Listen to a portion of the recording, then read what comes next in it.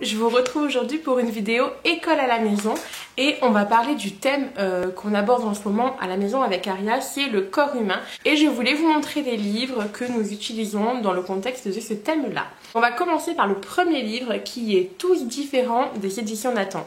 Alors ce livre, je suis tombée vraiment par hasard dessus lors d'une balade, je me promenais, je suis rentrée dans une librairie et je l'ai vu. Aria était toute bébé, donc c'était pas du tout le moment, mais j'ai pas pu résister. Donc dans ce livre, vous allez retrouver en fait plein de personnages. Le jeu, c'est de retirer tous les personnages. En fait, vous avez toutes les petites pièces, à chaque fois le visage composé de 3 parties. Le but, c'est de tout retirer et puis ensuite de proposer à l'enfant de tout retrouver. Donc on reprend Daria. Donc notre petite Daria est souvent dans la lune. Elle a les cheveux châtain bouclés, donc il faut que l'enfant vienne retrouver les cheveux châtain bouclés. Ensuite, on nous dit qu'elle a les yeux marrons. Donc il faut venir récupérer les yeux marrons, forcément de la même couleur de peau que le cou, etc. Donc les yeux marrons. Et on nous dit que Daria a un petit grain de beauté sur le menton. Donc on vient prendre le petit grain de beauté et on a reconstitué le visage de Daria. Donc du coup ça nous apprend le vocabulaire physique. Ensuite nous avons Rudy qui aime rire et faire des blagues. Il a la peau claire, les cheveux raides et blonds. Donc on apprend les cheveux raides, les cheveux blonds. Il a les yeux bleus. Donc Rudy a les yeux bleu, donc on voit également qu'on n'a pas tous la même couleur de yeux, et il a un joli sourire, et donc on retrouve le petit sourire de Rudy. Et on nous dit il voudrait avoir les yeux verts comme Faustine. Ensuite Ismaël est un peu timide, donc on apprend timide, donc on explique à l'enfant ce que c'est, et il n'aime pas la bagarre. Il a la peau foncée, donc on commence à voir également les différences de couleur de peau. Il a les cheveux raides et bruns. Donc on est là.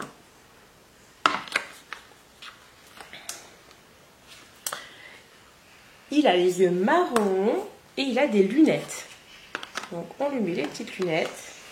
Et du coup on vient lui mettre la bouche. Donc nous avons Ismaël qui a donc les cheveux raides et bruns, la peau foncée, les yeux marrons et des lunettes. Et on nous dit qu'il aimerait avoir des cheveux crépus comme Jade.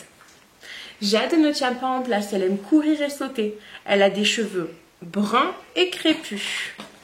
Donc bruns et crépus. Elle a de grands yeux gris. Sa maman lui a fait des tresses. Elle rêve d'avoir des lunettes comme Ismaël. Donc du coup on lui met le petit sourire qui n'a pas de particularité physique, mais en fait le personnage derrière a la peau blanche, donc du coup on sait que c'est ce sourire là. Très joli sourire. Et voilà pour Jade. Et on nous dit quoi sur Jade? Elle rêve d'avoir des lunettes comme Ismaël. Faustine est copine avec tout le monde. Elle a les cheveux roux, ondulés. Donc on a vu bouclé, on a vu crépus, on a vu raide, maintenant on voit ondulé.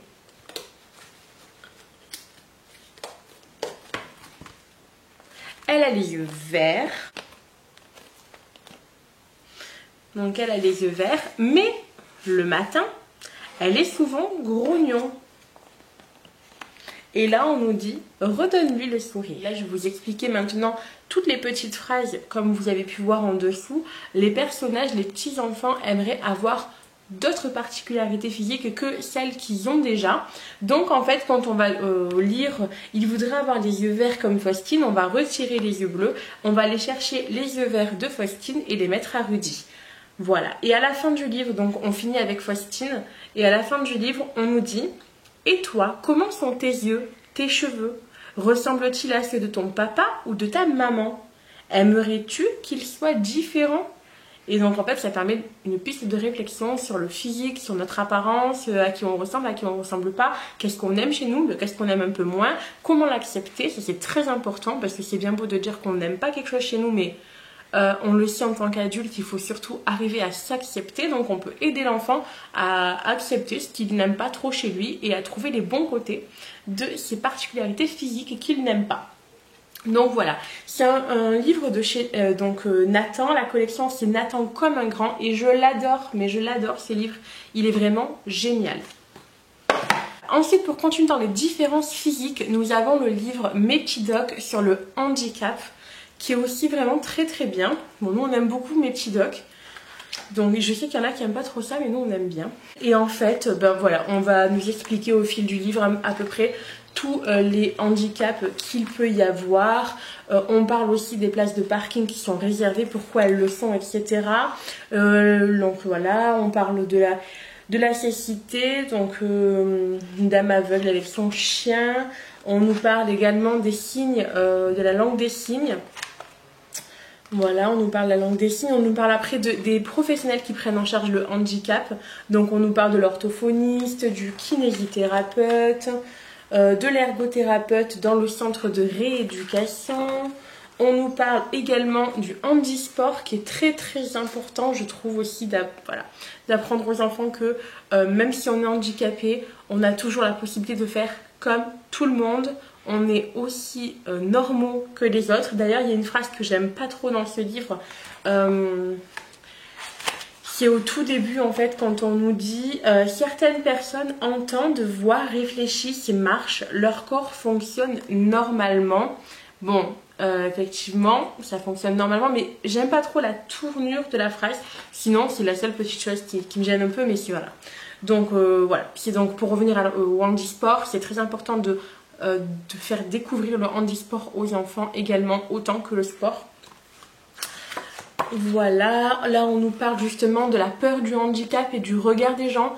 Donc comment les gens peuvent regarder quelqu'un qui est handicapé. Donc faire prendre conscience à l'enfant que même si quelqu'un est handicapé, il ne faut pas le regarder différemment. Ça peut déjà lui faire mal, le gêner. Et puis à la limite, dans une piste de réflexion un peu plus poussée, je préfère à la limite que mon enfant ait le courage d'aller vers la personne et lui demander exactement ce qu'il a et comment, et etc. Et puis engager un dialogue plutôt que de le regarder un peu comme une bête de foire.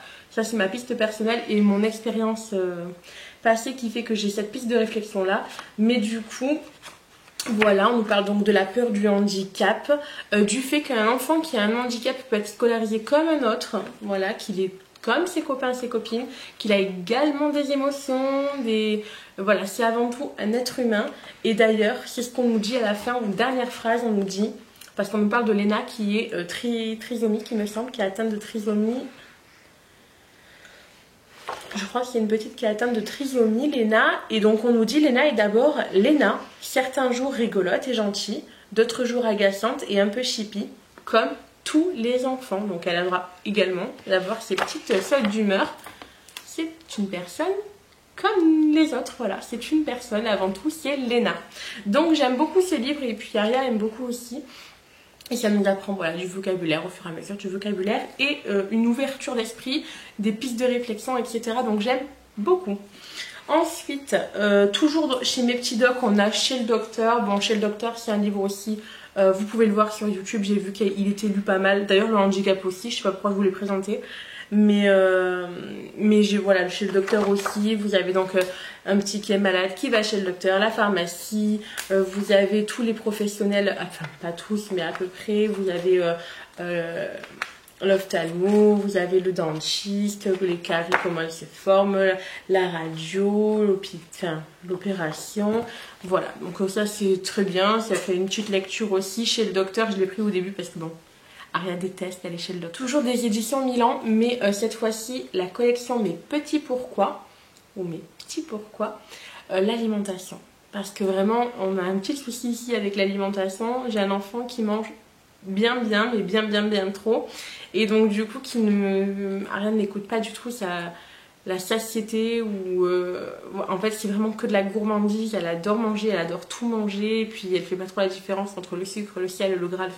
Donc du coup il faut toujours lui expliquer, lui dire voilà, va doucement, mâche bien, ne mange pas trop de ça, équilibre avec ça. Elle a 3 ans, c'est difficile, elle a déjà un fort appétit et une forte gourmandise. Donc bref, j'ai acheté de l'alimentation.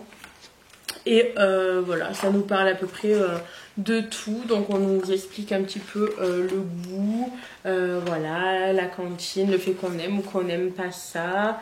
Qu'est-ce qu'on nous dit après? On nous explique un peu comment ça passe par l'estomac, etc. Donc la digestion, on aborde voilà, l'équilibre alimentaire, on parle de la gourmandise, on explique un peu le choix à faire. Alors pareil, il y a un truc moi qui me gêne toujours, mais ça malheureusement, à moins de trouver des livres pro-véganisme, ou du moins pro-végétarisme, c'est difficile. Donc effectivement, on parle des produits laitiers, de la viande et le poisson comme étant quelque chose qui est indispensable au fonctionnement du corps humain. C'est pas ma vision des choses, donc forcément c'est difficile de trouver les supports adaptés. Aria en mange. Si c'est la question que vous vous posiez, elle en mange. Mais c'est une réflexion personnelle chez elle que j'ai envie de développer, qui fait que peut-être un jour elle choisira de ne pas en manger ou pas, c'est son choix.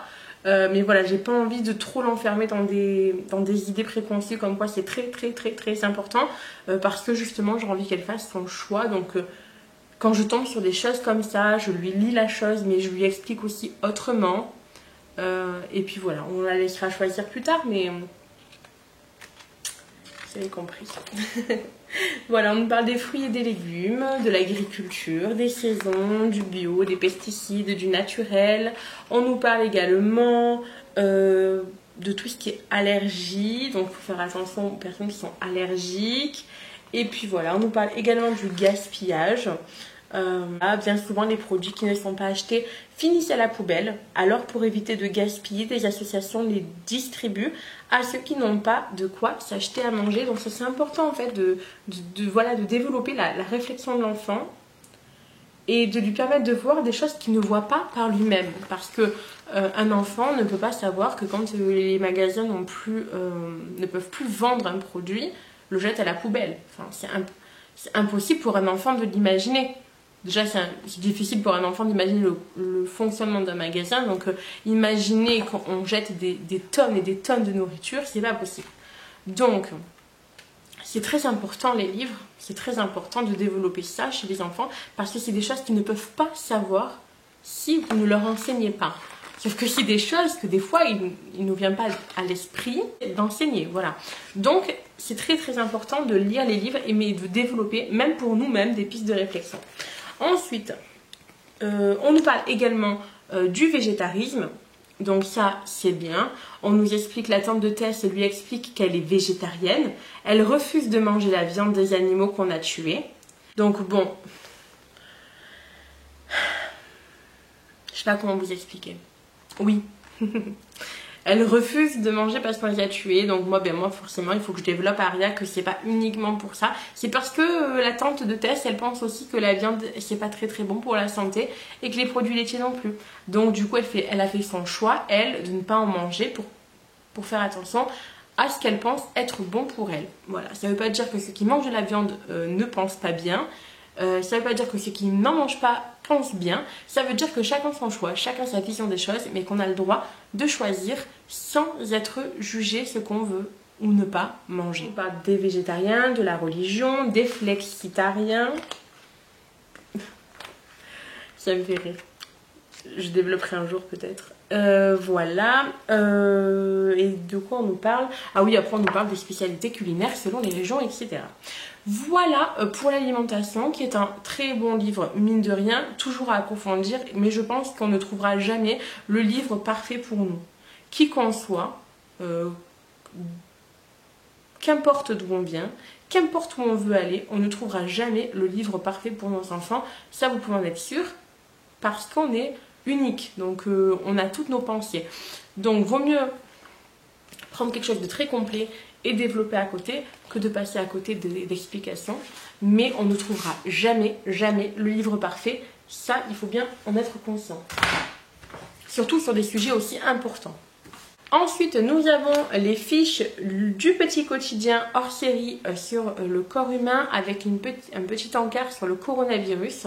Donc ça, je l'ai acheté pendant le confinement. Ça nous a beaucoup servi. Vous avez comme d'habitude, nous on a presque tous les hors-série comme ça. Donc on les aime beaucoup en fait. Comme d'habitude, c'est sous forme, je sais pas si vous allez voir. Voilà, c'est sous forme comme ça de petites fiches. Donc là, on nous parle du pipi. On nous parle des oreilles, des yeux. Vous avez vraiment beaucoup. Voilà, le nez, la langue avec les goûts, le sommeil, les nerfs. Voilà, vous avez plein de petites fiches. C'est des fiches que vous pouvez prendre individuellement.